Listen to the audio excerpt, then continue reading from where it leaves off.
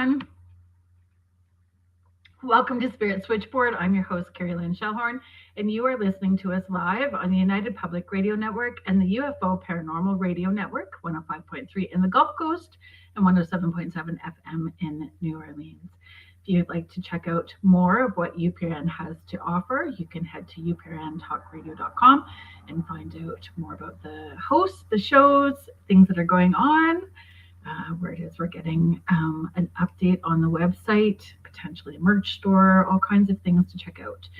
There are thousands of archives. There is something for everyone. So uprntalkradio.com. Thanks so much, everybody, for hanging out and being here. Very excited about today's show. So it's my friend, my sweet friend, Joni Templeton-Skinner, who's hanging out with us today. And she is always so kind and patient with this squirrel and rebel that I am. Because I wasn't sure what I was going to do. And it's been a weird week. I don't know how everybody else has been doing with this Pisces and Pisces energy that's going on, but I have just been tired and not sleeping all at the same time. So we're going to talk about some of that stuff with Joni this week. So I'm going to bring her out. So Joni Templeton-Skinner, my sweet friend. Hello, friends. Hi, True friends. Crime Mysteries Beyond the Veil with Rift Nation Network. Yep. Forensic astrologist. Yep. What else am I missing?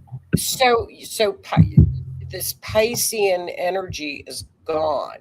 If that's what's kicking your rear end, is that make a long story short, you have a moon in Pisces right now. You got to be super intuitive and super dreams. Because the moon, the new moon was hitting the lunar nodes, all in Pisces. End of a cycle. That was like 2 nights ago. Now we've hit Aries. So what, Aries energy or still Pisces? Girl, we are in so much air. Aries is on point right now. It's coming. It's here today. If you're an Aries or an Aries rising, Aries moon, you feel you can't sit still. It's jittery. But a couple nights ago, I was so tired I couldn't stand it. And that was that Pisces. And yeah. Like, oh, here we go. I couldn't sleep. No, I was wide awake. Hardly any sleep every night this week until last night was a little bit better. Well, I was probably snoring so tired. I was probably snoring loud enough to keep the neighbors awake. You probably had your mouth open. You're doing that mouth open snoring. And then you wake yourself up. Nobody was here to complain about it. I had to babysit my granddaughter too, so I let her have my bed and I slept on the couch with the dogs. So the dogs didn't say anything about it. Well, see, the dogs make, my cat makes noises too in the middle of the night. You can tell either she's dreaming or she like talks, but it's not talking, but it's like, she like cat noises in her sleep. I like that though. You know what? Even my granddaughter was having weird dreams. Yes. Weird dreams. I just found this out today, and you and I, we did not talk about July 19th because I have been so focused on getting people through January, February, now March, now April. May looks like we can, May is a little bit of a downtime. June and July, we amp up. And I've always told Keith this. Keith, I go on Keith's show every other. So let's tell everybody what it is. So Keith Otter's Den. The Otter's Den on the Rift Nation Network. Yeah. Monday nights. Monday nights. And we talk about astrology and what's happening now. And I'm like, I've said this all year. I've said, if we can get to August, we'll be fine. I tell that to all my clients, even to like my friend Joni. I always say, my friend Joni. My friend Joni says if we can survive till August, we'll be good. Just tough it out, do what you need to do Yeah. to stay grounded and hydrated, snacks in your pocket, and stay away from the toxic people. I really haven't looked at August that close. I just kind of made it up. No, I'm kidding. Because I figure we've got one of the transits that we've already gotten through has been 8,000 years old. Right. We made it. July 19th is 14,000 years old. It's wild. So if we can make it through a 14,000-year-old transit, we can make it to August. Okay, so for folks that are not astrology savvy, explain what a transit is. Okay. So I'll show you. I'll give you an idea. This is what like a natal chart is. Okay. So when you are born, the sky stops on the day of your birth. The minute that you're born, it's like a snapshot, right? Yeah. So that's uniquely you. And I know twins are kind of different. That's a whole different thing with astrology. But what happens is your natal chart does not move.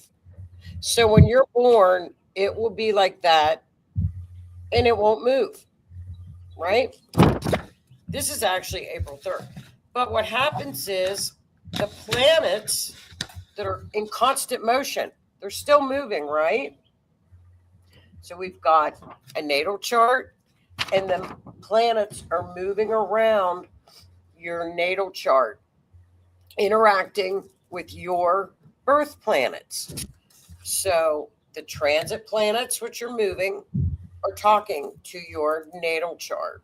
That's astrology. So 2026 was one of those years that nobody knows what's going to happen. I was just listening to Rick Levin, who's like my favorite astrologer. Yeah. Merlin, I've decades. I have followed Merlin. He's the best. And he's like, if any astrologer, any psychic, anybody out there tells you they know what's going to happen this year, they don't.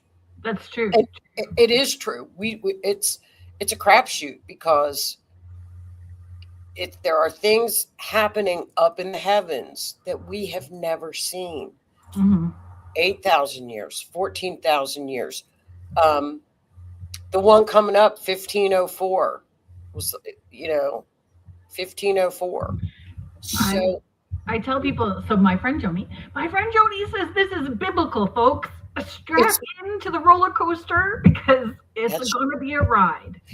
I was just listening to him and he said, buckle up. Yeah. That's what he said. Buckle up. So, but I have found, and you correct me if maybe you're not having the same experience. And folks in the chat, I'm not ignoring you. I'm going to say hello to you guys in a second and bring you all up and thank you for being here. But I'd love to know about your experience too in the folks in the chat. Like I know that we're saying buckle in, right? Buckle in. Yes. We don't know what's going on, but I have found this year has been like the best year that I've had ever in like decades. And there's still the dumpster fires around me, but I'm staying very grounded and centered, and it's sort of rippling around me, not directly at me. That's how you have to look at it, because all of the interactions that we are seeing up there, and remember, astrology is based, it's not predicting the future. It's studying past patterns that were up in the skies. Let's say, for example, what happened the last time Jupiter and Saturn were together in the skies? What happened? 1989, the Berlin Wall fell. Look what's happening with Iran. Look at what's happening with Venezuela. And that's the truth. Last time was 1989. So we look at past patterns. We knew governments would fall because it just happens. Pattern after pattern. all of what we're seeing in the skies is harmony. They're very harmonious.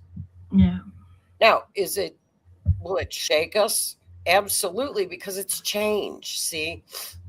But it's the big institutions that are changing. Yes. The big organizations that are being uprooted, and then those people who are lagging behind, staying stuck in the muck, and not necessarily having accountability, their hidden stuff is coming to the surface. Like, yes. Well, what's happened is we have the outer planets, and then we have what we call personal planets. You hear about Mercury retrograde, Venus, Mars. Those are what we call personal planets. Those affect us in our personal. The energy is more pronounced in our personal lives. We have the outer planets. So we have Saturn, we have Uranus, Neptune, Pluto, and we still count Pluto as a planet. They affect globally. They affect the collective. All of the changes that we're seeing in 2026 are with the collective, the outer planets. So this is, like you say, it's a collective thing. So if you rise above the chaos and look down into it, as opposed to being in the middle of the chaos, you're going to be just fine. Yeah, that's the approach that I've taken. You have to. I mean, because people are. I think people don't know what's happening. They know change is here. They know that something's going on, but they don't know what. Mm-hmm. Because you can feel it. Well, and it's the high intention, low attachment, and have no expectation, right? You cannot try to control everything that's going on around you. So what do you have control over? Right. And staying grounded and centered. So it's still, to me, it's that knowing your core belief system, right? And having personal accountability, and then just staying out of the chaos. And then you just got to let the chips fall. That's right. James, thanks so much for being here. Wiz in the room. Happy first day of spring. Happy first day of spring to you. And I'm so glad to see you here. Thank you. It's Spring Equinox. I'm so glad it's spring. Hi, Julie. Thank you so much for being here. Kiara Jade, thank you for being here. Hi, Michelle. So she is saying crazy dreams. Denise Mitz, I have not forgot about you, so we are going to make that appointment. We're going to get together and chat, you and I. So she's saying, woot woot, happy Friday, happy spring, hello all. Kara Jade is saying, I've got a chart like that for me and both my kids. Now, I saw you also make a comment saying, I just don't know how to read it. So if you look along, and those people who are our audio listeners, along the bottom, Joni has a Facebook group called Astrology, the Series. Yes. And so you can join that group, and there's lots of people that are learning through Joni and the other people that are part of the chat. Everyone supports each other in such a beautiful way in that group, and it's a good place to learn. And I do a mini session once a month. Yeah. And for example, everybody will bring in their chart with them. We do it via Zoom. And it's just like, how is April and May going to affect my own personal chart? Yeah. Where are the planets going to be? Like right now, if you look on your chart and you have a natal chart, look to where Aries is. Look where Aries is in your chart. That's where in April, all the energy is going to be really, really pointed at. So for people that haven't done their natal chart yet and wanting to see where Aries would be on their natal chart, where would you direct them? The best place to direct them? I would say the best place, you can go to astro.com. There are a lot of free websites, Cafe Astrology, AstroSeek. I like astro.com, and it will literally walk you through putting in your time of birth, your birthday, and your place of birth, and your chart will pop up. And if you don't know your time of day, what do you do? Just PM me, because it's a process. We have to figure it out.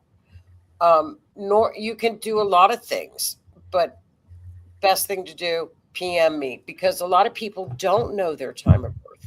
Yeah. First of all, get your birth certificate, because it should be somewhere on there. Right. I mean, now some of ours are.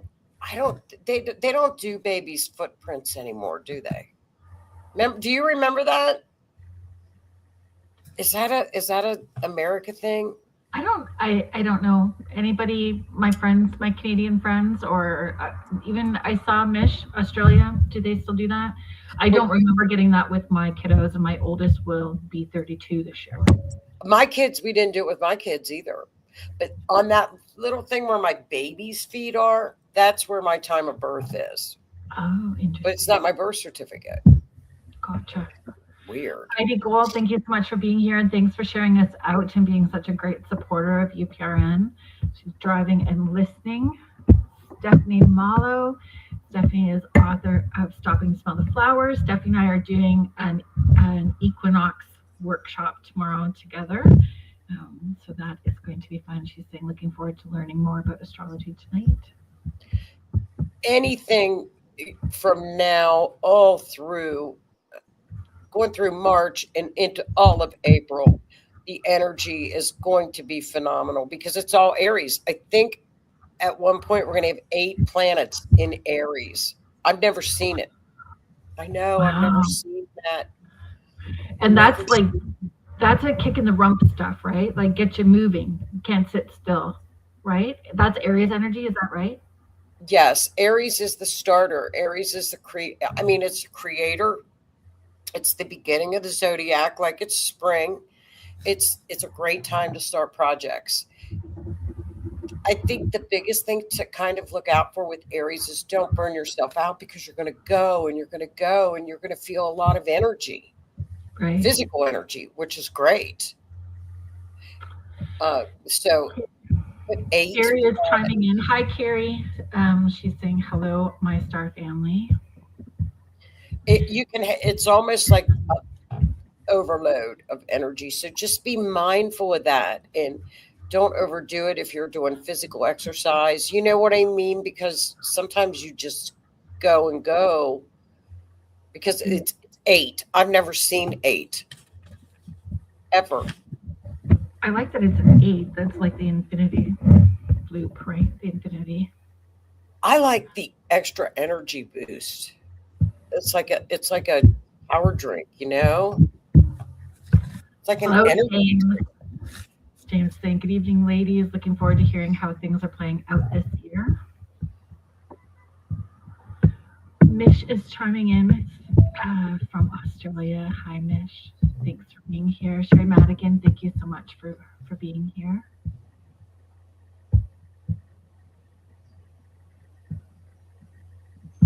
Lena, I was thinking about you today. Hello, thank you so much for being here. Carrie is sharing, I was in a galactic meeting last week, very positive, in our favor of the universe. They are very much helping us behind the scenes. Big strategic plays, right? Not that is why the energy is crazy. After the chaos, Denise is saying, after the chaos in August,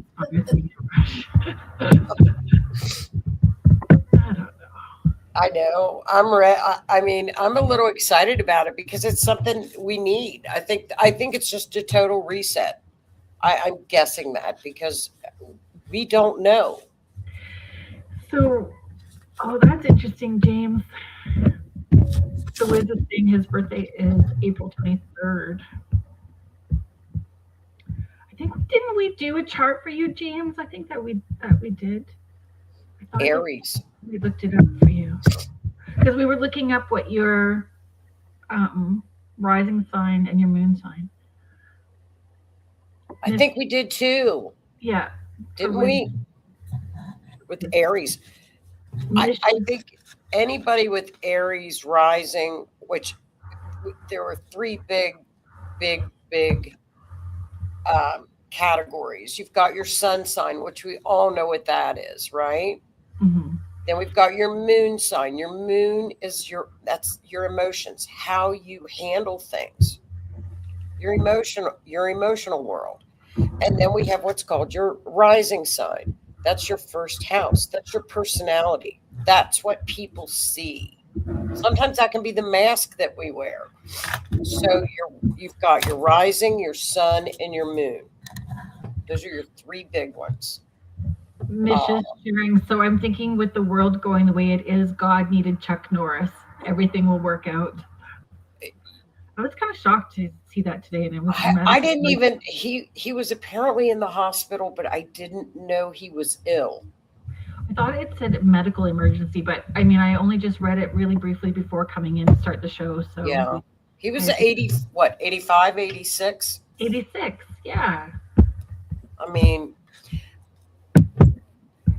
everything is very harmonious. So, like I said, it's change. It's crazy patterns. I want to hear what you have heard about July 19th. That it's the start of the period. It's the harmonious, no awakened, enlightened. It's the reset. I mean, how do people know that? I don't know. I mean, whoever they are, that they are channeling. I don't know what. Are they channelers, or is that what people that are like channeling and like what are they? The people that, what are they called? Not channelers. I don't know. That's what I know them. Mediums, other mediums. Mediums. Yeah. So. Oh, Heidi's birthday is July 19th. Really? Well, that's pretty cool, Heidi. Oh, that's what is happening in the skies, and I think this is wrong. I'm not quite sure. We haven't seen this pattern we're at 14,000 years now. Happened 14,000 years ago, right?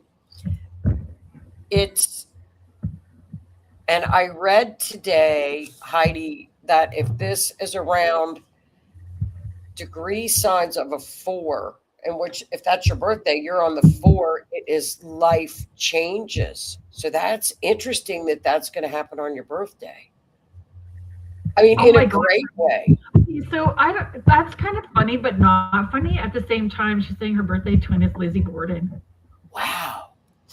That's pretty cool. That's pretty cool. But it's everything happening at the 4th degree, because astrology is math, and so it's all degrees, and the moon is in Libra, so the moon will be connecting this whole pattern in the sky. But I need to study it more. But like you say, great reset, whatever, great awakening, great whatever. I don't know. It's crazy. It'll be the 19th through the 24th mainly. Through the 24th. Thanks for being here. I hope you have fun at the concert with your son. Feedback. Have fun. Great thing that someone's mic is giving feedback. I'm not sure. I'm not hearing it from my end. Does it sound like feedback? I'm not sure how to handle that. Is it my feedback or you feedback? I don't think that there is for you. I'm not sure. Oh, okay. I'm not sure. So that knocking could have just been me on my cup. Probably. Look how cute that is. I love that. I love that. Okay, so because I'm not on the astrology, I'm not as up on it, right? So I come to you to ask all those questions. Yes. Aries season. So are we still in eclipse season? Or are we out of eclipse season? We're out now. It was early. We're out now. And this is for Leo and Aquarius coming up. Okay. When we have eclipses, we have what's called a north node and a south node. North Node is it's your soul contract. It's your destiny. It's what you came here to accomplish. Your South Node is karma, past lives, and what you came here to release, right? Mm-hmm. Only when the planets get around a North Node and the South Node do eclipses occur. They are currently in Pisces and Virgo, opposites. This year, they're shifting over to Leo and Aquarius. So the eclipses are going to start hitting Leo and Aquarius for the next 18 months. And how do they hit Leo and Aquarius? Well, it'll be where your sun, any planets that you've got in Leo, which I know you've got at least one, which is your sun, correct? Mm-hmm. And any other planets that are around your sun, that North Node will be traveling, and it's actually Leo is going to be the South Node. So things that we do within Leo that we need to release to point more towards the collective. So it just falls into line with the theme of 2026. It's all about the collective, service to others, being collective. That's just the entire theme. It's moving toward more Aquarian features. Does that make sense? Yep, it does. It does. My Aquarian James is listening, so hopefully he's listening and checking on all of that. And because Aquarius and Leo, opposites. You guys are opposites. Exactly. Yeah. But in a good way. Yes. I'll show him his chart. The North Node, South Node. North Node, South. Well, and that will be hitting his chart in the North Node section of it. It's when you have the North Node messing around where your sun is, it's wonderful. Absolutely phenomenal. You get a lot of things like, why am I here? What is my purpose? A lot of destined things, a lot of karmic things. I mean, it's just a lot. It's cool to have the North Node around that area of Aquarius in your chart. It'll be opposing your chart. So I've got something. So Mish, Kiri, and who else has said that they were a Leo in there? And look at all those folks with partners that are Aquarius too. What, a lot of Leo Aquariuses? Yeah, Leo Aquarius matchups in here. Which perfect. I said to James, I'm going to be the one that'll be the irritating one in this. Like, it will be when you looked at when I did the chart and did them together. It's like all me. I'm going to just irritate. I'm going to be the trigger in all kinds of ways. Oh, stop! No, you're not. Oh yes. Are you? Yep. Well. For sure. Aquarius is, they're the humanitarian of the zodiac. They world events bother them. You know what I mean? Like, and if they see something like where there's an earthquake, like on some Pacific island, that would bother an Aquarius. An Aquarius is the humanitarian. They're the FEMA of the zodiac. They're the people that come.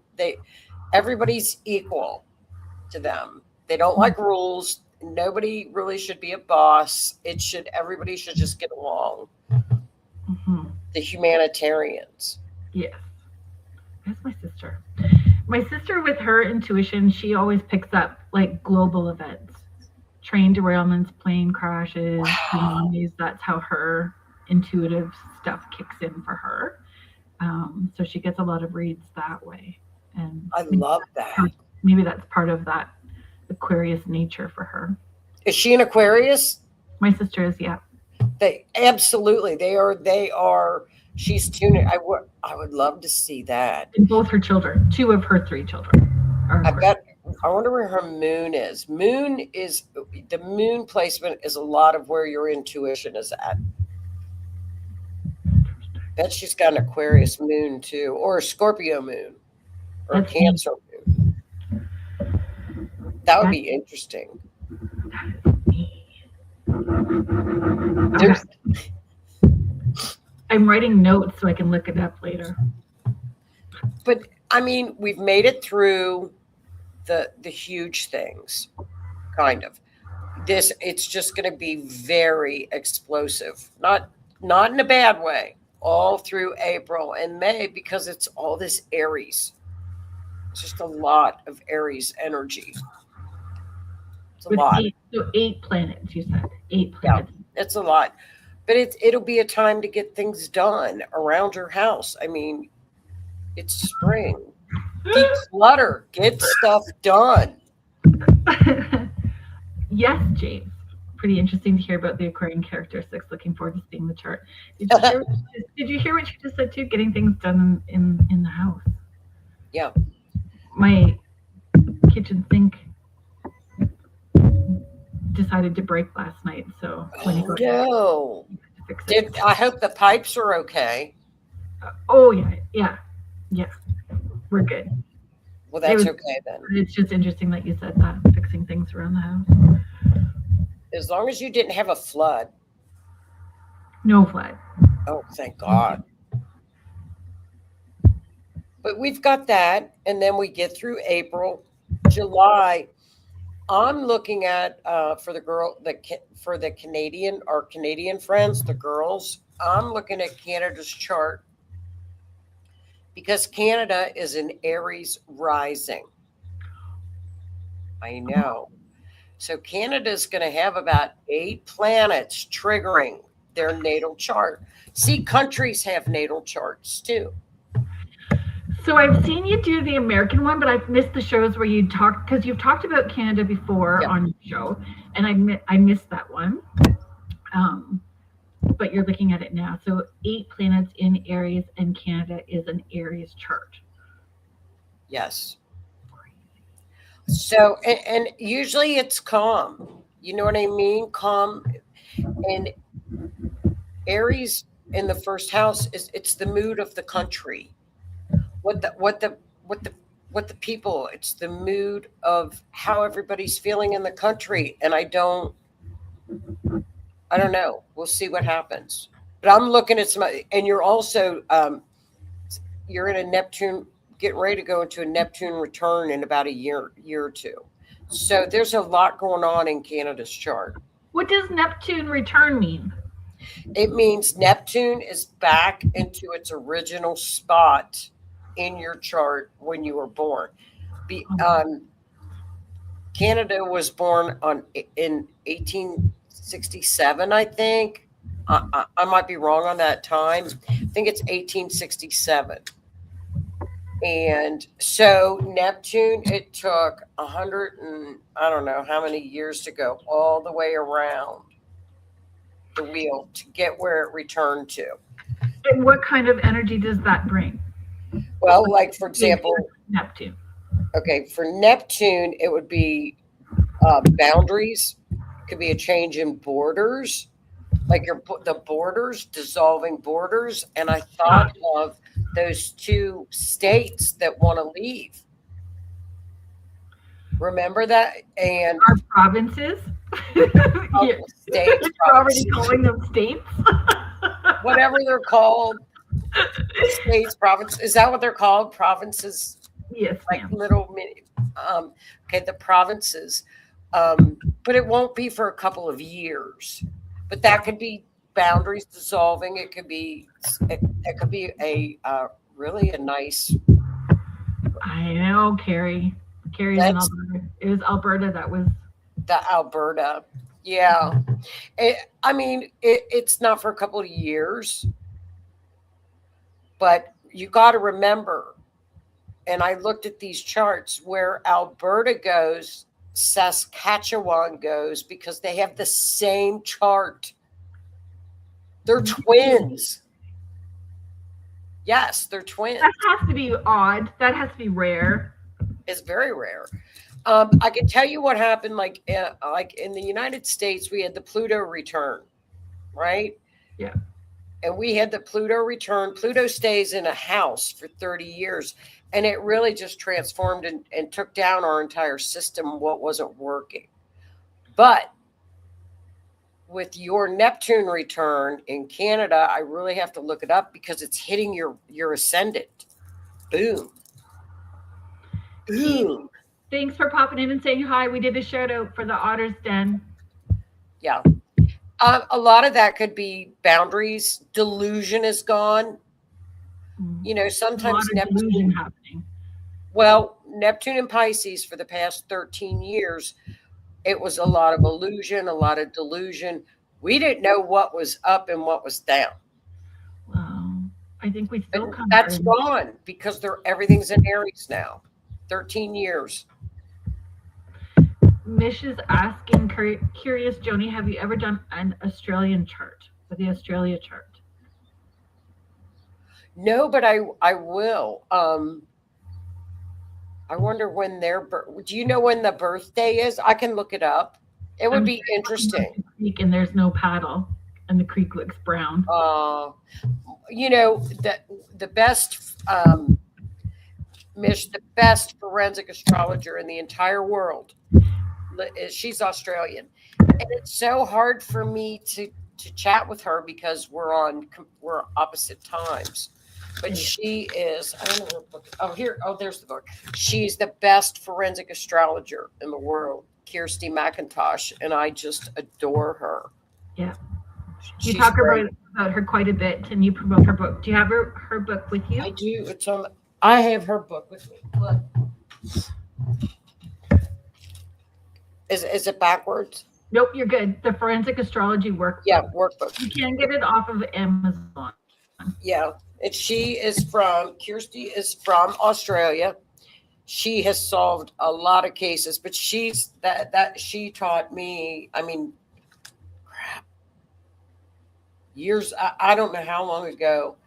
And, you know, we had an incident last Friday where my phone went off and we have what's like an Amber Alert, and it came on our televisions. A little girl went missing Carrie, a mile from my house. Oh. 1 mile. 9-year-old little girl. We were flipping out. Do you know how many people came and volunteered and helped search for her? In my little town, 2,000 people showed up. We had different states, fire departments. We had 4 choppers in the sky. I'm not kidding. Was she found? Yeah.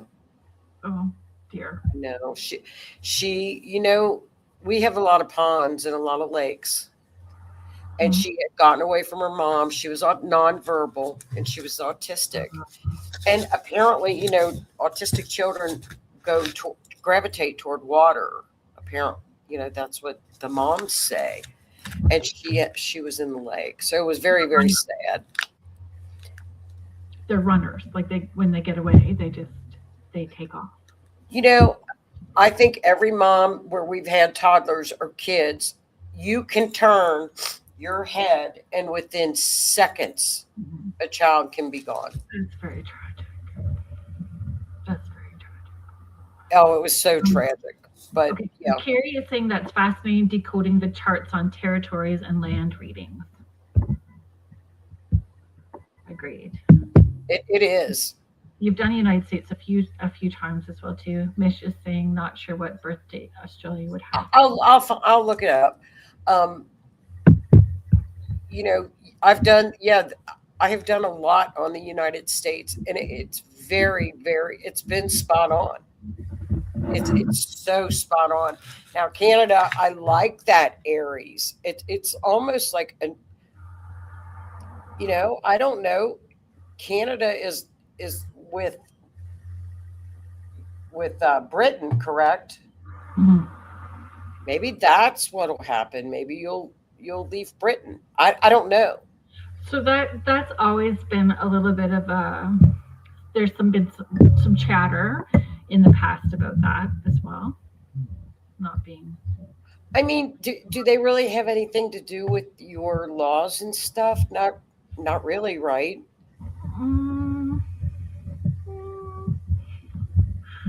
There's I don't know. I mean, do they really? Isn't it more like the monarchy is like like Princess Kate and them just kind of like do dinners and stuff. I don't know. What do they do? Like they have state dinners. I know Kate dresses beautifully. She's pretty tiny. I know. She looks like the wind would blow her away. God love her. She was sick. Did you do her chart? Yes, I did. I did do her chart right when we found out. We did it in a mini session, and she's a Capricorn. And I'll never forget. Denise might remember this, but she had a lot going on in her 6th house, which was health, and it was rough. But people get through things. She's strong. Look how strong she is. She got through it. Everyone seems to really love her. Australia may be January 1st, 1901. Yeah, I'll research it too. You can find out. Australia. I would love. Australia's got to be beautiful. So Jackie, thank you so much, Jackie White. Hi, Joni and Carrie Lynn, loving the show tonight. I love my Aquarian partner. Love him. He gets shite done. He's funny as all get out. So good for my Pisces man. So yeah, yes, I would agree with that. We just had that conversation about being funny and getting shite done. I think my Aquarian is brilliant. Aquarians they chat. They like to talk. They chat too. They're little chatterboxes. Interesting stories, and lots of stories. They don't. What I like about Aquarius is they don't look back. They don't dwell on the past. It's like, let's look forward. Let's get this done. And they always look toward the future. Some people just kind of hang on to the past and like cling on to it. Aquarians normally do not do that. They're too busy looking forward. People don't realize a lot of the anxiety that is from staying stuck in the past or trying to control what the future is. So really staying in the present helps with some of those anxiety issues, right? Yeah. I mean, and I think too, a lot of time, fear causes that and the not knowing. And that's why I love astrology, because we can look at the patterns and like, for example, we know now that the energy in April is going to be off the cuff.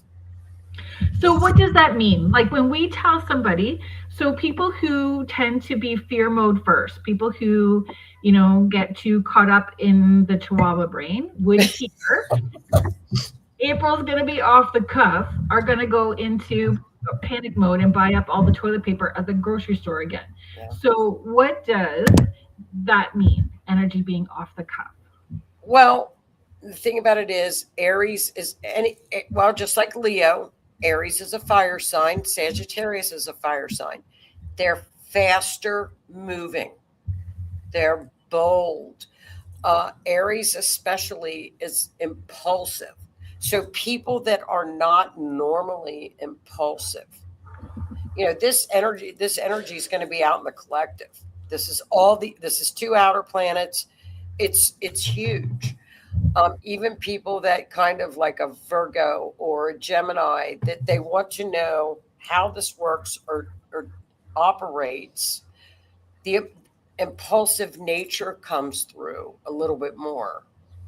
So it can be very helpful. If it doesn't, but like you say, people that are like squirrel and it gets in their head, they just have to remember, okay, I need to step back away from this situation. If I feel like my head is spinning, what do you do normally to calm that down? That's what I'm finding with the way that we're at. Once we got past, I would say end of February for sure. By the time we got to the end of February, beginning of March, it was starting to feel calmer, where it was less holding your breath, right? And trying to less survival mode feel with that energy. and being able to put your tools into place. So those people who don't have the tools, scrambling a whole lot more than the people who have the tools. That's So right. that's that consciousness awakening, people awakening and having accountability and looking for those tools. I just wanted to bring up, Mish, you have not said anything wrong. No, no, no. Australia is beautiful. However, things are changing. We have people getting jail times for thought crimes and saying things that are suddenly wrong. Example, What's a kids thought say crime? river and then add to the sea. I honestly don't understand. That's crazy. That's great. I'll look for you. I'll look. So That's crazy. here is sharing. My mom was Aquarian. That definitely does not describe her, but Okay. would it depend on her rising sign too, though? Yes. More than likely, and like I said, rising. The sun is your main it's a luminary actually, but it's your main structure. It's yourself. But then again, we've got your emotions, which is your moon, and then your personality, how the world sees you is your rising sign. It's kind of a culmination of everything. So she may have a very strong, I'll tell you what, I'll give you an example. My mom was a Libra sun. She had zero Libra traits. And then when I finally looked at her chart, she had a Capricorn. She was all Capricorn.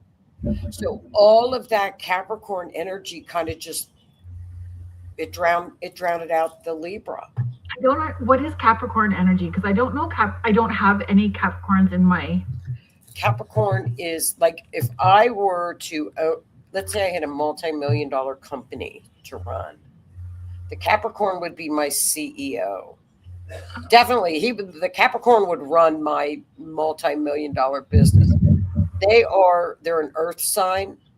They have very dry humor, but they work. And they love their careers. They love to work. Um, but they're an earth sign. They're earthy. They're down, earthy people are very grounded. So if you've got like an air sign where they're usually the gerbils, running around the gerbil wheel, going all over the place, talking 100 miles an hour, where the earth people are like, now wait, they ground, they have budgets, they keep their money straight.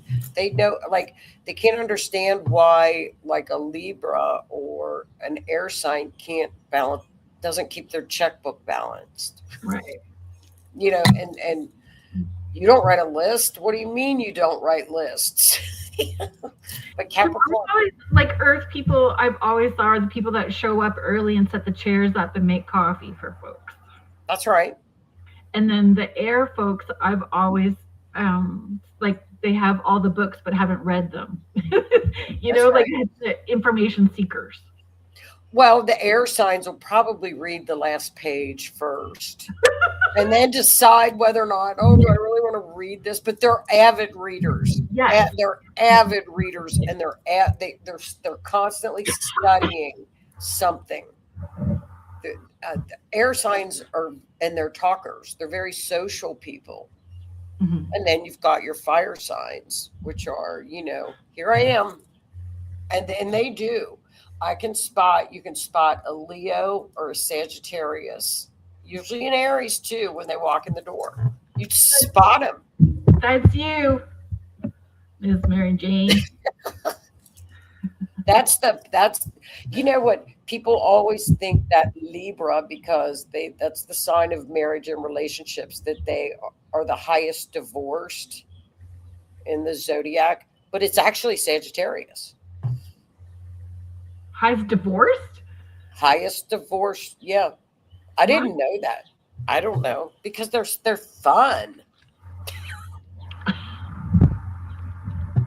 They're the fun. If you want to have a great party, like a Christmas party, invite Sagittarius, people that are born in November and December, beginning of December, invite Sagittarians. The Sag, not the Scorpio beginning of the month, the middle end of the month. Yeah, if you want to stalk somebody and creep them and see what's going on, like like if you're thinking about dating somebody and you want to creep them and say what, that's your Scorpio friend. They're the detectives. They are the detectives. They have to know how everything works. I know it's super interesting, isn't it? So I'm Scorpio moon. Well, that's intuitive. It's intensity. It's intense. Scorpios are very intense. They usually, anytime you see somebody with Scorpio characteristics, whether it's a moon or a rising, they usually have very piercing blue eyes. I know it's crazy, but we're all so unique in a lot of ways too. Yes. What fun. I would to have a Sagittarius dad. You would get away with murder. You would get away with anything. They would be the fun dad. So how does free will play into astrology then?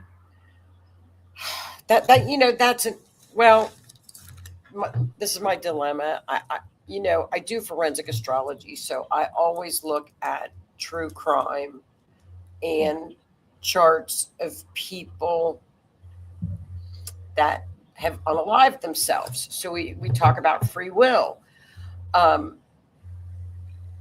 think the astrology, if you study astrology and you look at things that are in your chart that you have to work on, that can be, everything's all about balance in your life. And you have all the free will to make your decisions. The planets and that energy certainly don't rule you. You make the ultimate decision. Now, decisions can have consequences, So, but your free will is your free will.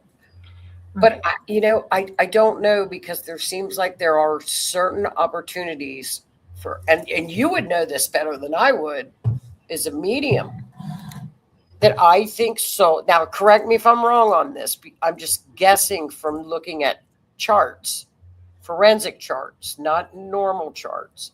Okay. That a soul can elect. It's like, okay, the door's open at this particular time. That's when I'm going to check out. So from my perspective and experience to this point, I feel it's like a choose your own adventure story.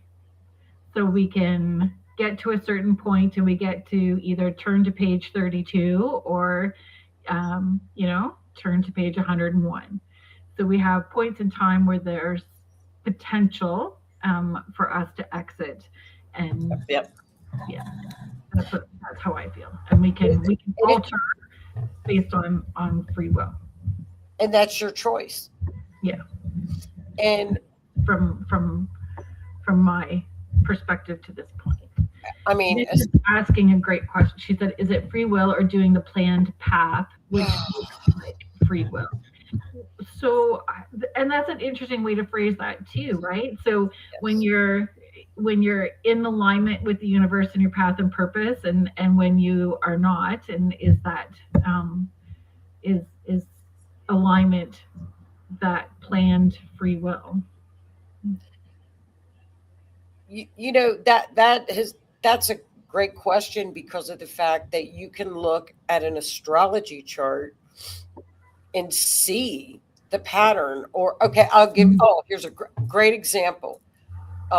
That chart was formed the minute you were born, correct?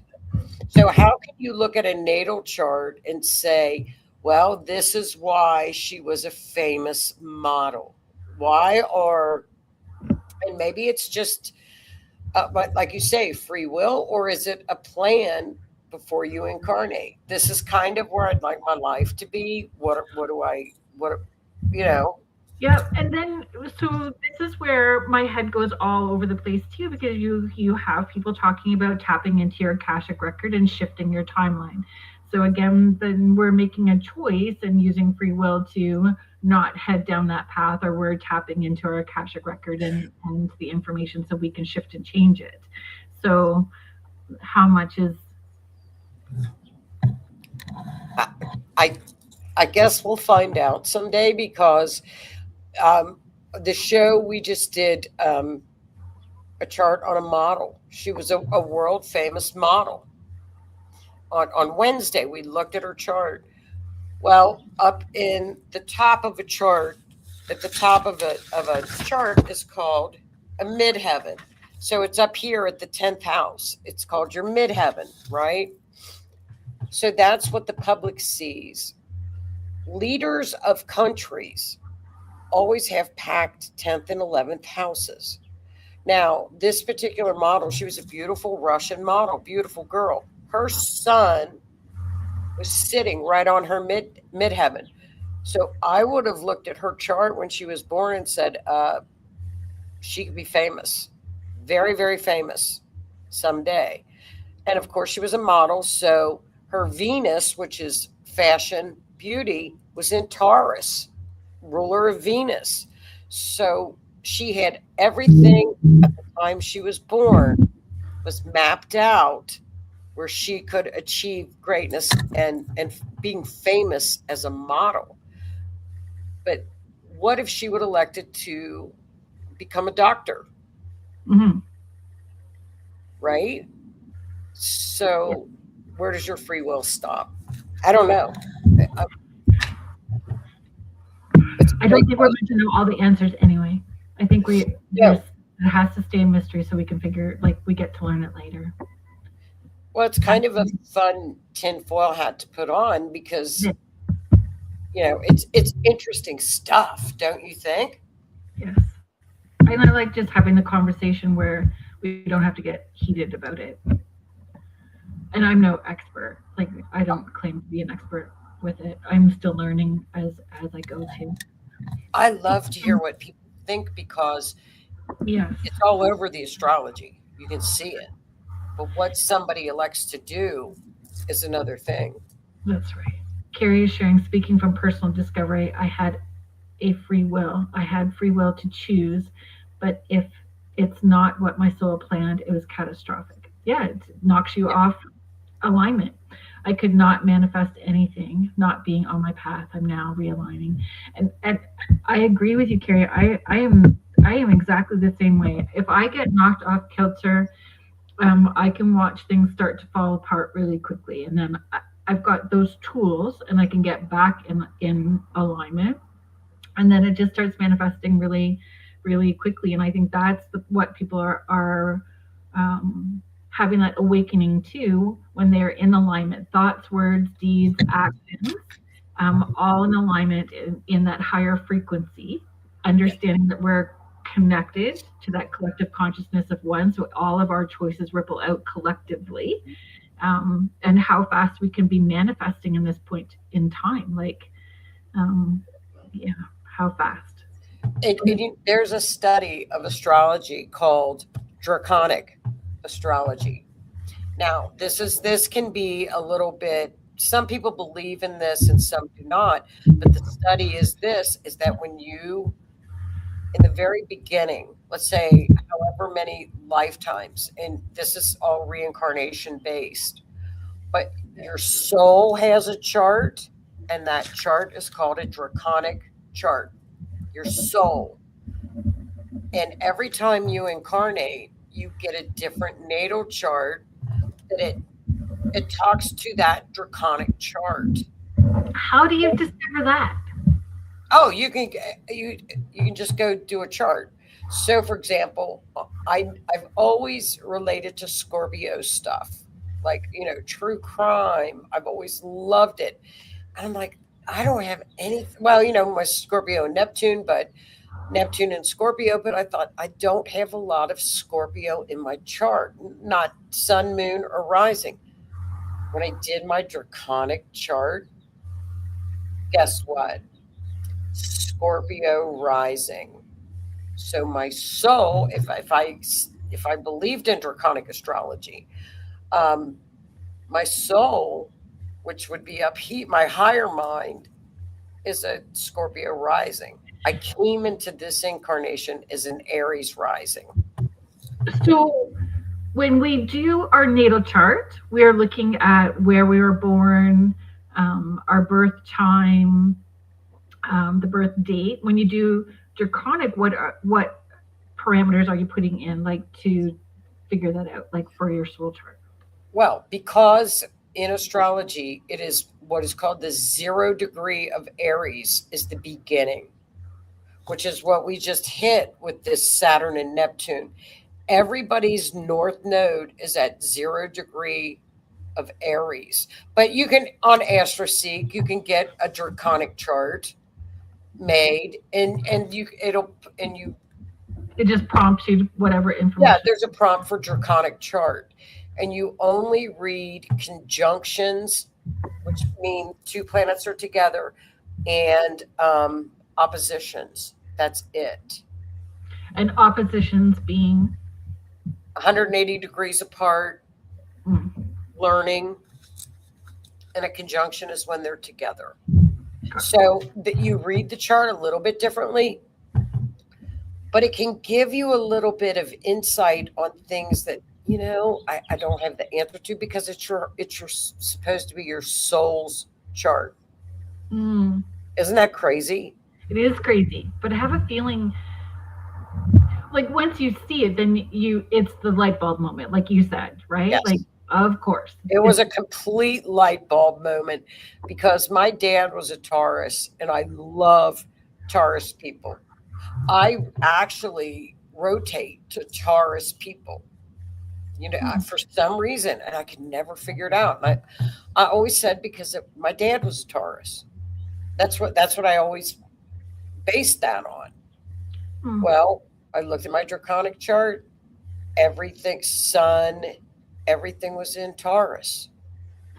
Interesting. So it's like you say, it's a lot of And I just want to. Now I'm going to do a mini session on draconic chart. Probably I'll do it like when we get like a downtime, like in May and June. And it'll only be about an hour mini session. It's not hard to explain it to people. And if you're wanting to be a part of it, you head to Facebook and you join the group. You ask to join the group, Astrology Series. We'll do it as a Zoom meeting, a little Zoom hour get together.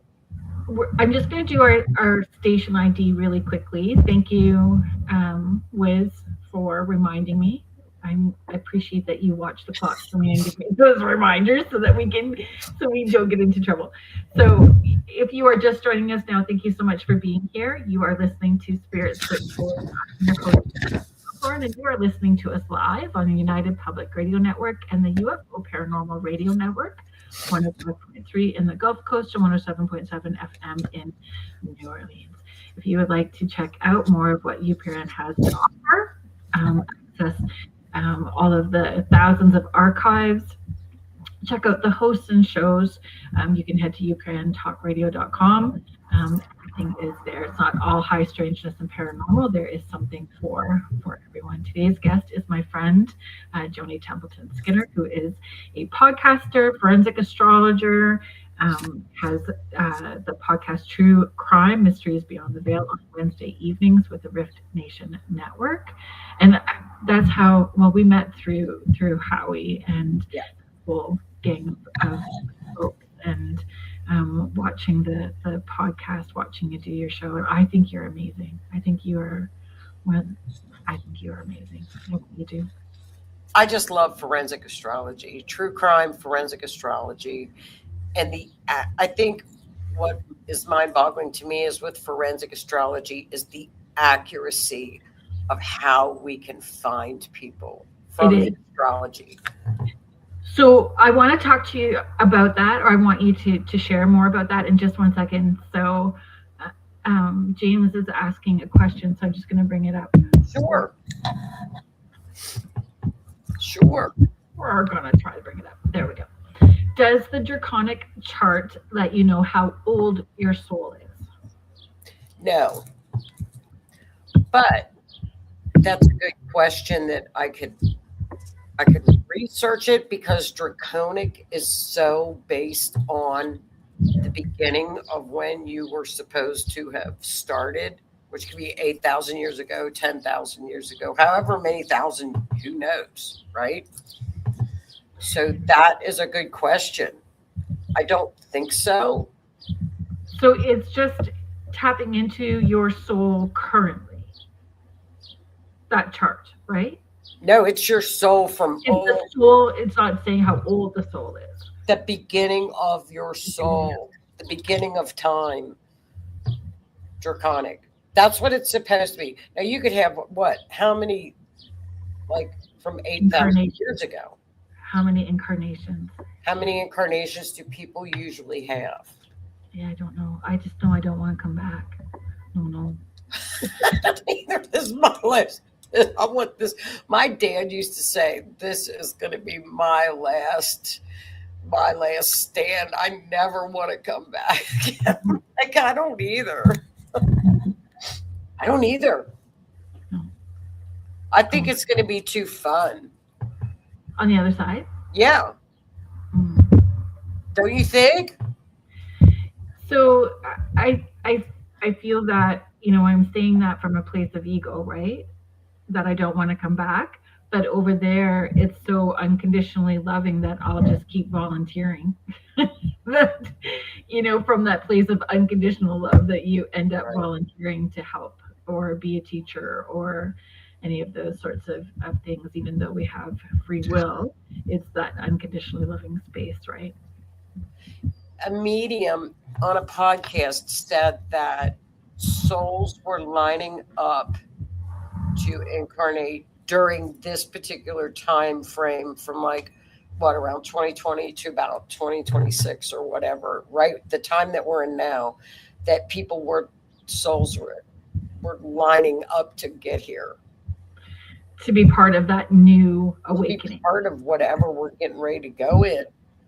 Yeah. I don't know, the Great Awakening, I don't know. So I have also had other intuitive people in my circle say that was what our role was, is to lay the foundation and groundwork to push and to reconnect with one another from all the different points in the world, right? Like how you and I have met, and that we are lighting up the torches, which is laying that groundwork for the generation underneath. Well, I don't think, and this is in the astrology as well, and I've said this forever, that, our founding fathers in America used astrology. They used it. It's documented, correct? So didn't President Reagan's wife? Yeah, she did too. Princess Diana had an astrologer. Her astrologer, yeah, they all did. They all do. I know they do. And so, I mean, I forgot what I was going to say. So I did not pay attention to astrology because I would just read the little blurbs that come out like in a paper or whatever, and Cosmo magazine or whatever. So it was just like these little blurbs, and it didn't necessarily resonate until I met with you and understood astrology differently. It's super true, though. I'm being very, very honest. I did not understand how important it was to kind of look into, to understand aspects of myself and validate choices that I was making that I knew intuitively were right. But then when you look on my chart, it's like, okay, so I am supposed to do this thing that I'm doing, and at this level or bigger. And this is about to get bigger. And also seeing that those patterns were done, like it's on that chart. What was crazy when I had you and Sue on the last time, I think it was right after that, I did this session with Marilyn Kaufman for a life between lives, where we could, do I have to come back, and have I learned all those lessons that I needed to learn, right? In order to have a healthy relationship. That was the focus of that session, right? Has the patterns all finished? But even Sue said by the time, November hits, that person's coming, the pattern's all done, and Marilyn was saying the same thing. So, and it all happened, and that's when I met James. Was in people that know about the spiritual world and that are spiritualists, and they know about energy, and they know about everything, that the spirit world. I think when the shifting of the energy goes up, or I think a lot of it is the people do make the energy rise, Well, yeah, but it was so important to me, I guess, to be able to see it in that black and white as well too, that to be left brain, because it's numbers, it's math, you can't dispute it. It's right there. So yes. That it was validating intuitively what I was picking up, and I appreciate that with astrology. See, that's what's so cool about it, because it whenever any of the divinations validate what you're doing or what path you think, it's wonderful. Mish is sharing, I feel we only have a fraction of a soul, an essence from something bigger. And that's kind of what I was trying to wrap my head around too, Mish, because, when I have seen, when we're talking about reincarnation, it's part of those soul qualities that are choosing to create a new soul. So it's part of that bigger collective, not that's why we can still tap into our loved ones that are on the other side as well too, but maybe I don't understand. It's just so interesting. And I think when you find a passion or a love that you'd like to study, it's not like studying. You can't learn enough. I don't think you're ever too old to continue learning and studying and finding out things. Yeah. Michelle is sharing, when it comes to coming back, imagine being able to sit under a tree you planted 200 years ago. So many experiences to try that again. I think I'd come back. Agreed. So much potential. Yeah. So, but you do talk to people who say that you can come back as an animal, that you can if you have that free will, if you choose, you could go back as an animal. You can reincarnate dimensionally, so you can go to a different dimension if you're wanting to go to a different dimension. Isn't that's just fabulous? I mean, just to know all that, to know that.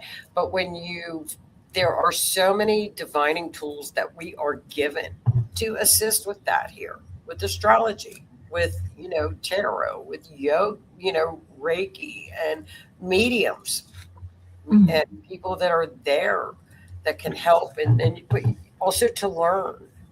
So I have found more and more people who are not necessarily, would not say that they are intuitive or that they are a medium in any way, are having more experiences of synchronicities, signs, connections with those in spirit on the other side, more and more people. So is that part of what astrology is showing us? That yes. that so I have not thought that there's any veil for a while. There is no veil, but dimensionally we're tapping into those different dimensions more and more. And so those people, it's coming. I think it's just going to be even to the point where people will talk without even talking, but their minds, at the soul level, will begin to learn how to do that. Well, that will be freaking great, because I know that some people, because I can, my daughter can, we tap in, my one son and I can do that. And there are some people who don't realize that their thoughts are freaking loud. Their thoughts are loud, and you can hear their thoughts. And then for sure that what's coming out of their mouth is not what they were thinking 2 minutes prior.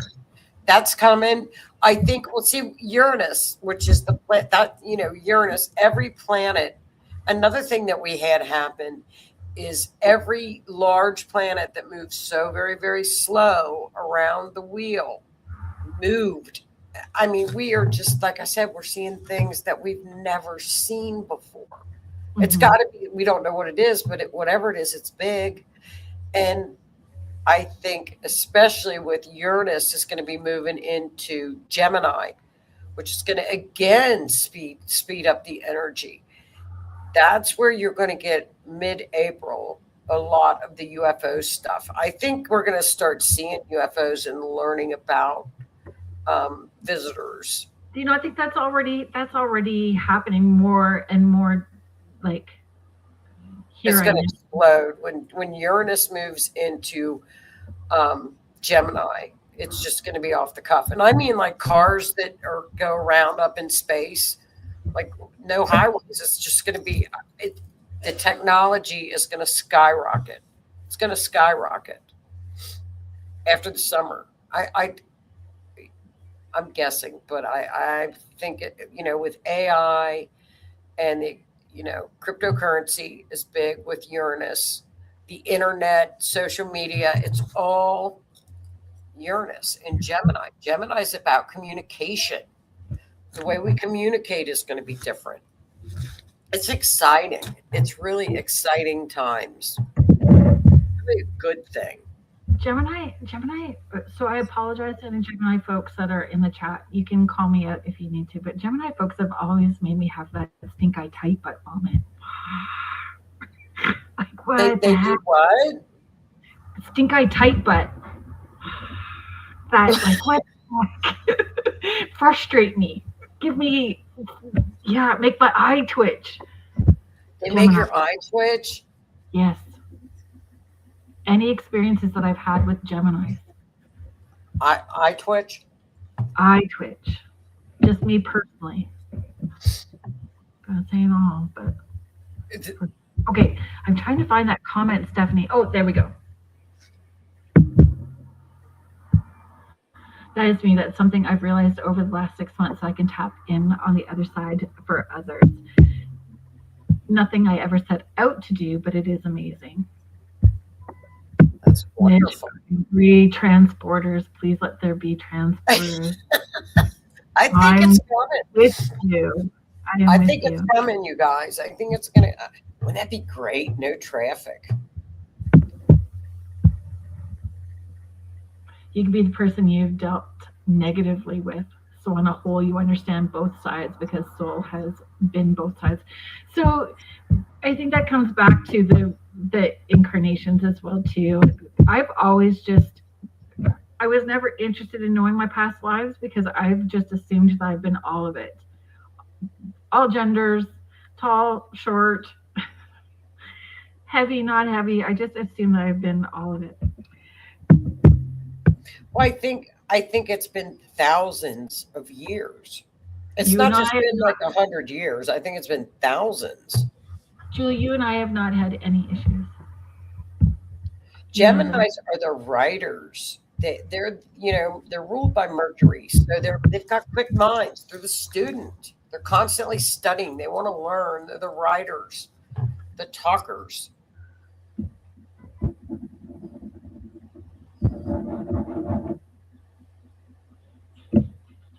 My daughter's a Virgo. She is all Virgo. Your daughter? Yeah. Yeah. God love them.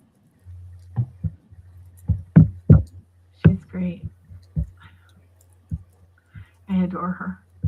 I have a Libra, and Libras were the easiest children to raise. My daughter was so easy to raise.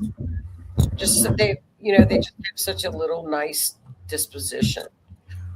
And then they turn into teenagers. Teenagers are, again, so it's about learning lessons, right? So if there's contracted lessons that we've agreed to or generational things that we're trying to shift, then it all kind of see, and that's in a chart as well. It's the chart, the astrology chart, every house is an area of your life in a chart. So like the first house is your physical body. That's your rising. Your second house is your money. Your third house is siblings, neighborhood, communication, all forms of communication. Fourth house is your home. Fifth house is your creativity, what you enjoy. So like ball players and athletes, professional athletes, they have a packed fifth house because it's it's what we enjoy when we're children. So they're doing things like that. It's your children too. Sixth house is your health. So it's every area of your life. So that's how you get to know what's kind of where you want to go, where you've been. It's interesting. I think it's interesting. It's fascinating. It's fascinating. And it does help you understand yourself better while you're making the choices that you are. You're moving in the right direction as well. Right. And I think it's one of those things where you learn about accountability too. Because you do have some transits or what have you that you learn how to balance. That's a key. Everything in astrology is balance. You learn. Right. If something keeps repeating itself, a good one is relationships. Why do I continually have the same relationship over and over again? Because you didn't learn the lesson. It's called karma. Maybe it's not the person, maybe it's how you are handling the relationship. So it's a lot of accountability on actions. And yeah, that's great, Michelle. It's true. It is a treasure map. Yeah. I love that. Kira, my son and I are both Virgos. Oh, now, in my multi-million-dollar company, my Capricorn would be the CEO. Guess who would be either my HR director, more than likely HR director, and run the place, like hands-on running, would be a Virgo. Because they're organized. Everything has its place. You know what I mean? Yes. It's my daughter. Is that your daughter? They are micromanagers. Yeah. In a positive way. Micromanagers. They like Post-it notes. Yes. Yeah. So the little ones with arrows that stick out of all of the book. Yeah. Lots of them. Kira's asking, does it make a difference on the chart about whether you are born on the natural day you're supposed to be or if you were induced? The day that you were actually took your first breath of air. You know what I mean? The exact day. So it doesn't really matter if the natural day or induced. No, you would use the induced day.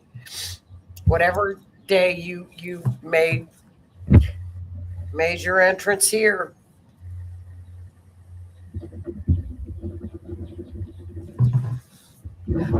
We'll get through August, and then we can all kick back in August and say, wow, I think it's going to be really cool to watch. I'm excited to watch this. Kira's just following through saying, I guess what I'm really asking is if you are induced, does it mess up your chart? No, because like my son was induced. So I was in labor felt like a week, but same thing. So he was he was born at 10 a.m. and I was induced, but that's the time that you use is the exact, is when he was born. Oh, Carrie, that's pretty cool too. Thank you for sharing this. Carrie's sharing, I have used a pendulum and dowsing board to get exact time. Yes. And, this is how I do it with people is look at their rising sign, because your rising sign changes every couple hours, and that sets your personality. So we can narrow it down pretty close within about 2 hours of when somebody was born by their personality traits. I love that. Like, like an Aries rising would be very easy to spot because people would say they are impulsive, they talk, they're strong-willed. So you look at different personality traits of the person that's trying to establish their time. There are other ways you can do it. You can look and see when like births happened in your life. You can go back and look through a chart. But I like using the rising sign. It seems to work. And you ask your family or friends about personality traits. I would ask friends over family.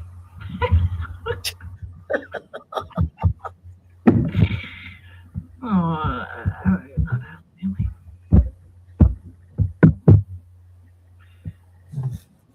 Personally, I would not. What? Ask family. About personality. Oh, stop. Yes, you would. I'd ask my sister. You could ask your family. Sisters, mothers, partners. They would all know. Friends. Yeah. They know. You can pretty well narrow it down. Yeah, because a lot of people that even if they were adopted, they do know their date of birth, but they don't have a time. Yeah. That happens a lot. Yeah. So we figure it out. You can figure it out. And okay, so I've been thinking about another question. So if I saw I guess it was last year about this time for almost 6 months, lots of people passing quickly. Heart attacks, aneurysms, instant.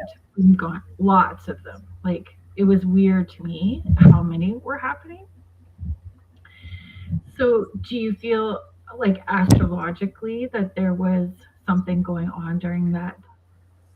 It's usually during eclipse. It was during eclipse. Yeah, usually during usually during a lunar eclipse. Not so much a solar eclipse, but a lunar eclipse. And usually if they're on the south node, we will lose a lot of people. It happens. You'll see it. Or there'll be a specific pattern, transit pattern, but it's usually around lunar eclipse. Interesting. I know. I mean, I heard of with Chuck Norris. I hate to say this, but with Chuck Norris today, I thought, what's going on up, with astrology? Because it just seems like, the famous people, and then they come like in threes, like people say they do in threes.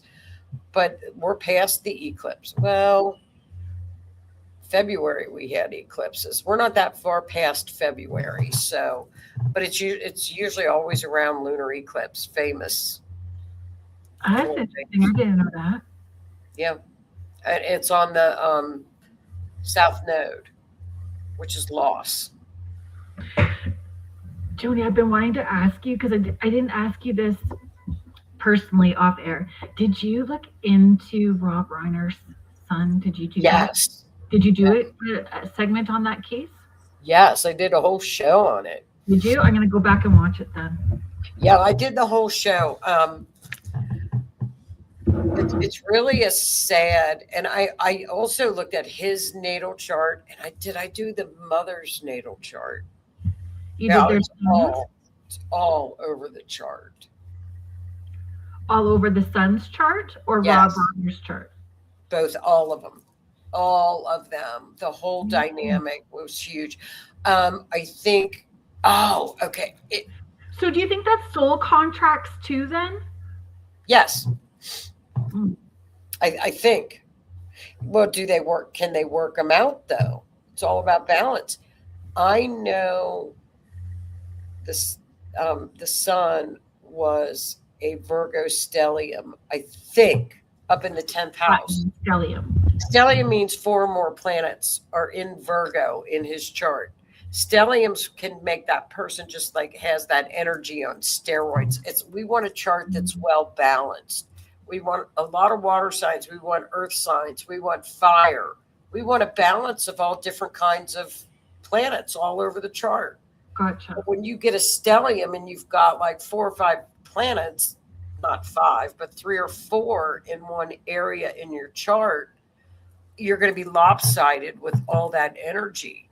And it was up in his 10th house. 10th house is career. It was either 10th or 11th. I can't remember. That's a person that, the sun was putting a lot more on himself than he expected more of himself. He was his worst enemy. He put more pressure on himself to be perfect. Well, guess what?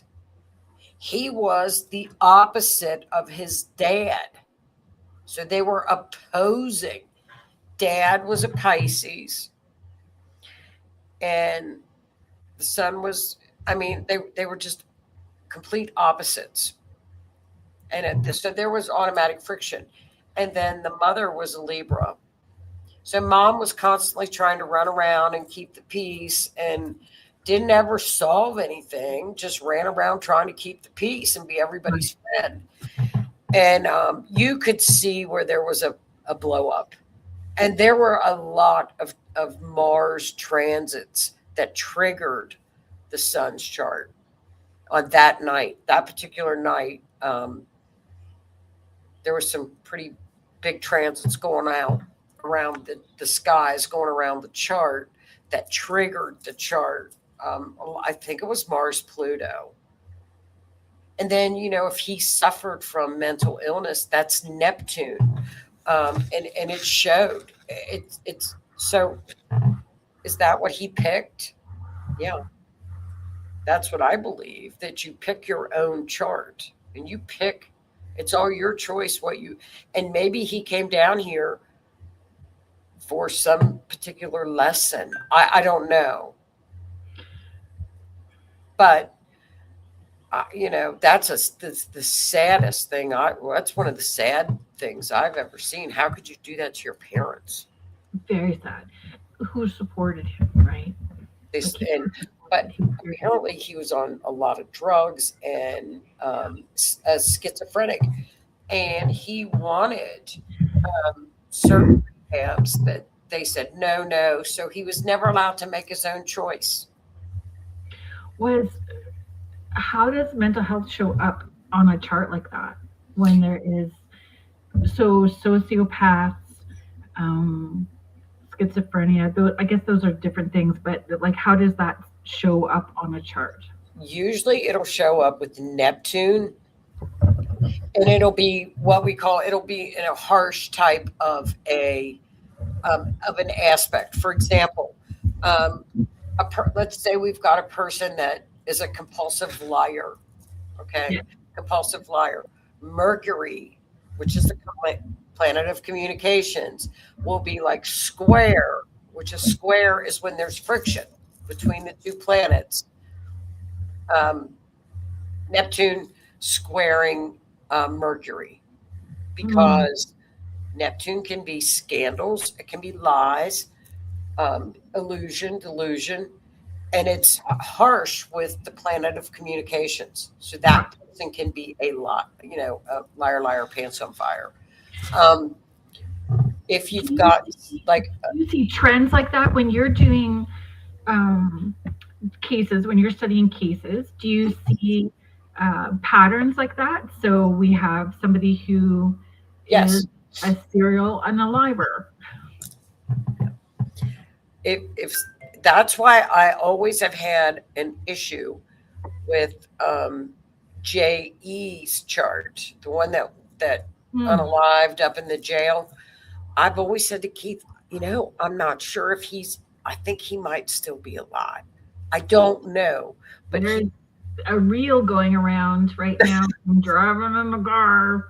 Looks kind of not real to me, that video, but it's certainly making its round. Funny. The guy that's the real guy that was in the car said I'm not him. I just look like him. He's from Palm Beach. And he's like, it's not me. He said he went viral. He goes, I'm not him. So, but for example, unaliving, there are markers in a chart. Uranus in the 8th house, Pluto in the 12th house. So there are definite markers that can show up in a chart that can give us a clue. So what is 8th house and what is 12th house? The 8th house is the house of transformation. It's a psychic house. It's a house of inheritance, other people's money. But in an event chart for forensic astrology, it's kind of like the end. Not the end, but it's kind of the unaliving. That's one of the houses you'd look to for the unaliving. And then the 12th house is hospitals, mental. 12th house, Neptune into 12th house can give you an indication of maybe, but you're not, you got to be very careful with that because you're not a medical doctor. So you can't look at a chart and say, oh, this person's schizophrenic, but Does it show up with their relationships with their parents? Yes. The mothers? Mom is the moon and dad is the sun.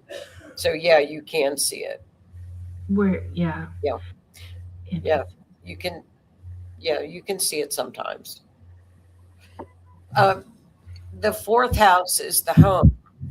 Hi, Cindy. Yeah. Hi, Cindy. Yeah, you can see it. You can see. Usually, it's more with the mom because of the moon is the female and the sun would be dad. So you'll look at that show with Rob Reiner because I did a whole thing on it. I did a bunch of I'm going to go back and look at it. And folks, if you are just listening or just trying in, Joni's show is True Crime Mysteries Beyond the Veil. Yep. You do have your own YouTube channel as well too, so yes. you can look that up or through the Rift Nation network, and look it up that way as well. Yeah. What are you working on? A lot of JE stuff. Oh, a lot of JE stuff. Yeah. Yeah. Well, it's never ending currently, and it's what people feel is triggering all of the change leading up to August. Like everyone feels like that was the catalyst, but they're using it that way for sure. Conspiracy theories. Yeah, and I've followed that since about 2010, and there's really nothing in those. I mean, there are things in there, but they're going to find out more in New Mexico. But there's no big bombshells in those files. Unfortunately, I don't think so. But I don't know. I think a lot of it's distractions. They're throwing a lot of distractions out at us. Yes. Mitch, I don't know anything about this. August is also when we lose gravity for 7 seconds. Our maintenance guy told us that too. And I said, what happens when you lose gravity? What are you supposed to do? Hang on to a door handle? Everybody's supposed to float up in space. For 7 seconds. Yeah, but what do you do if you're in your house? Do you get stuck like at the ceiling? What happens? I think you get stuck at this, like going up to the ceiling. Boy, and then you'd be at the top of your ceiling just floating, and when it stops, you just fall and hit the floor. I guess. House floats.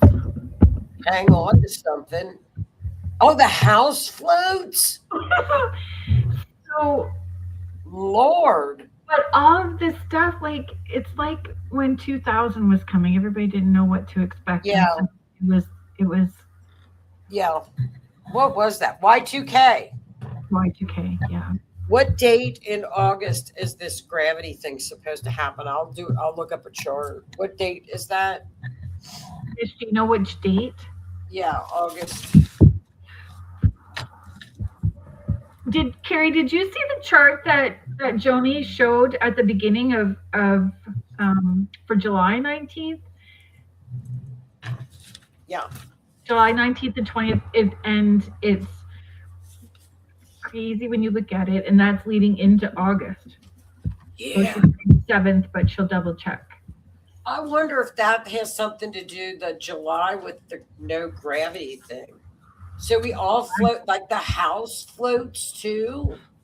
She's saying 7th or the 12th.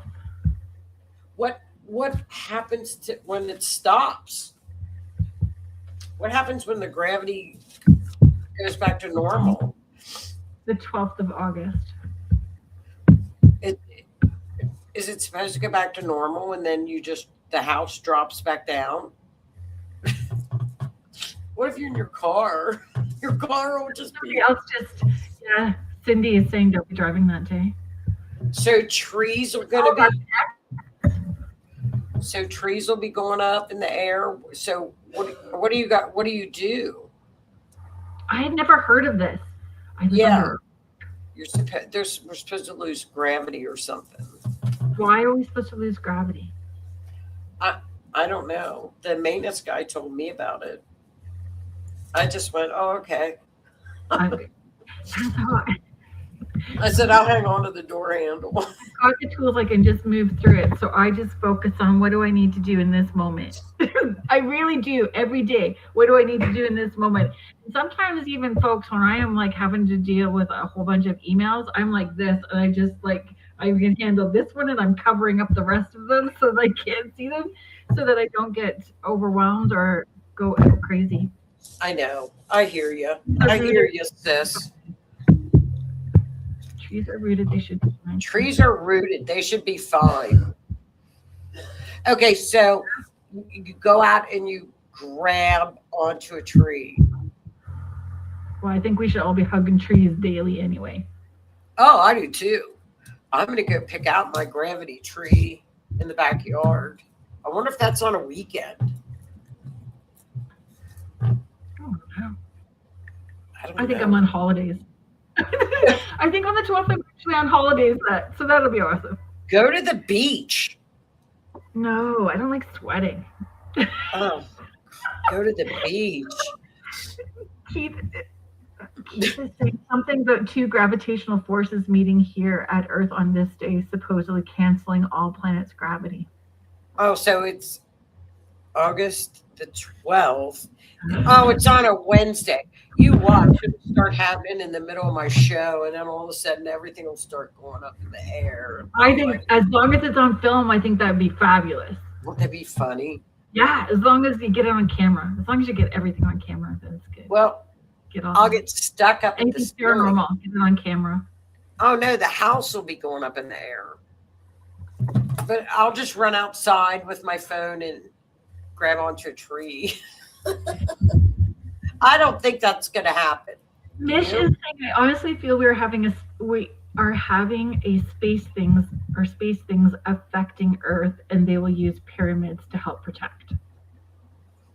Very well could be. The pyramids, I've been in them, and they've got a really weird energy. It's a wonderful energy, but it's different. It's alien. It's what? Alien. Could be. I know I could stand up and go down the steps. That if you're 5'2", you don't have to bend over. Yeah, that's where I'm at.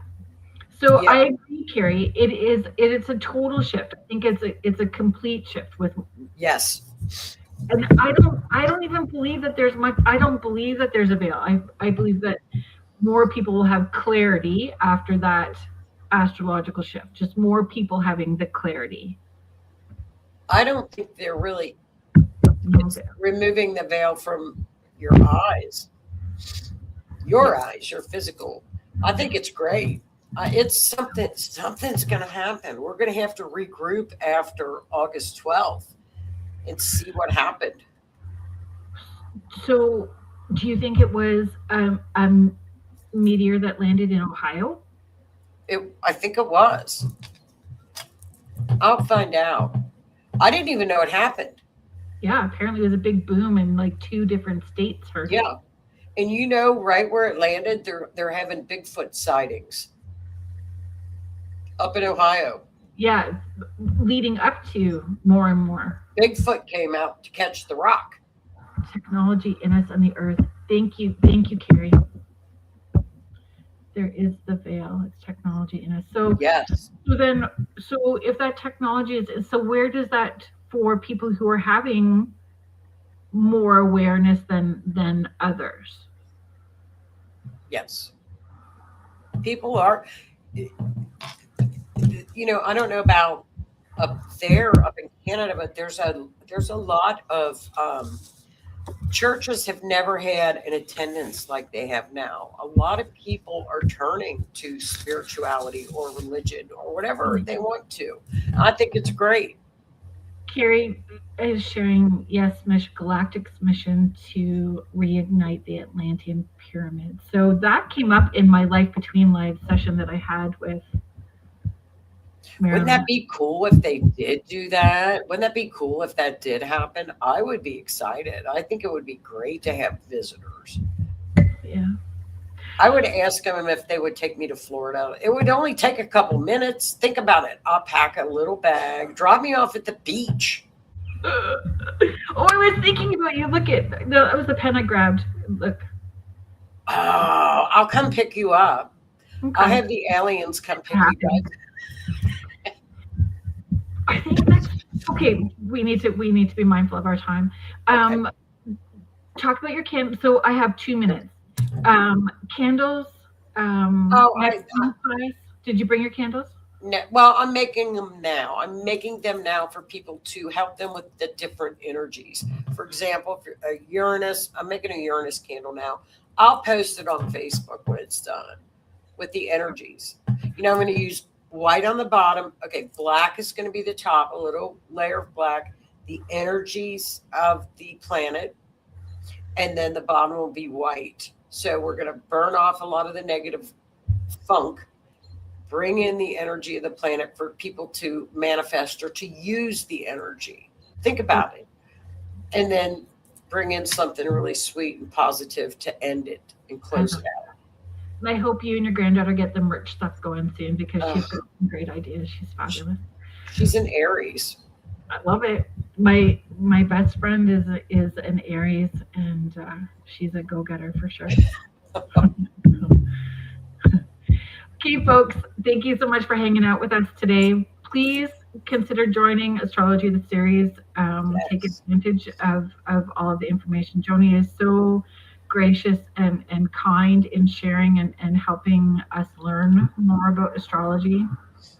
Tune in to Keith's show as well too. So Keith's show is the Otterson on Mondays, Monday nights. Joni and Keith talk about what's going on astrologically. Yes. Yeah. And then your show on Wednesday. Yep. True Crime Beyond the Veil. True Crime, 8 p.m. on Rift. Next week, folks, Richard Estep is coming on. I'm so excited. I have wanted him on since I started the show, so he's coming on next week. So please join us in the chat next week. Thank you, Joe Montaldo, the owner of our network, Michelle DeRoche, our network manager. I appreciate all of you. Thank you to the United Public Radio Network and the UFO Paranormal Radio Network, 105.3 in the Gulf Coast, 107.7 FM in New Orleans. Good night, everybody. Have a great weekend. Good night.